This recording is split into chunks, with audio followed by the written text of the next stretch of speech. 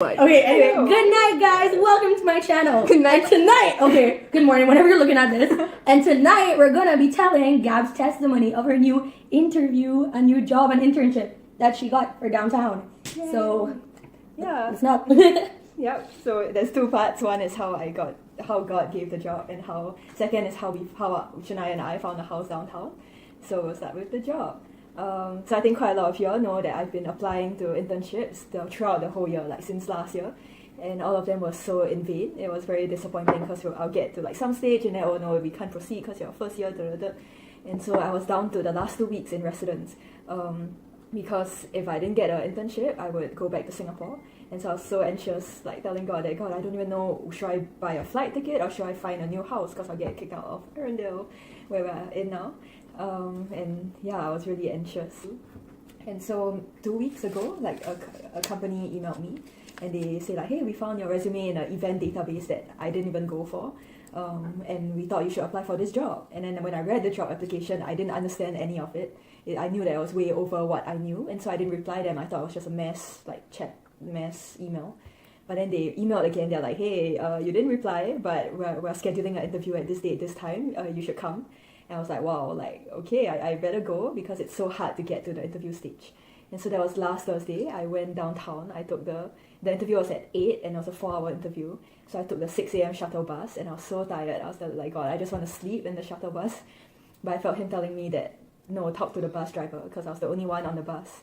And so I'm like, okay, God, like, I don't know what you want. Like, is it to share about you or what? And so I tried to talk to the bus driver, but we weren't getting anywhere in the conversation. But then halfway through the journey, she asked me, oh, where are you going? And I said, oh, I'm going for an interview. And then she asked, where is it? And I'm like, oh, I didn't know where, so I had to Google it. And she's like, oh, we're not allowed to do this, but I'll drop you right there. And I was just amazed because I was actually scared that I'll be late. And that saved me 45 minutes of walking. And yeah. And after that, we continued talking. And then I asked her more about where she came from. And she's like, oh yeah, I moved from Jamaica. I worked at Bell Canada for 30 years. And I was like, hold on, like, do you say Bell Canada? And she's like, yeah, Bell Canada. And I'm like, that's where I'm going to interview. And she's like, oh, I know where the office is. I'll drop you right at the doorstep. And so of all the companies that were downtown, like the one that she worked for 30 years was the one that I was going to interview at. And so right from like that moment, I felt God's favor and just God telling me like I wasted so much time and energy applying to so many places and just running around like a headless chicken, when if I had just spent that time seeking where He wants me to go, like He would just make the path so smooth. And so I turned up at the interview. Turns out it's a group interview, and there were 7 people, and so they went down the line like, oh, who has 5 to 10 years experience? And people raised hands. Who has 0 to 5? Who just graduated? Everyone raised hands. And then they're like, okay, I think that's about everyone. And then I'm like, wait, hold on, I'm still in school. And then they're like, why are you still in school? And I'm like, I don't know, like, you emailed me.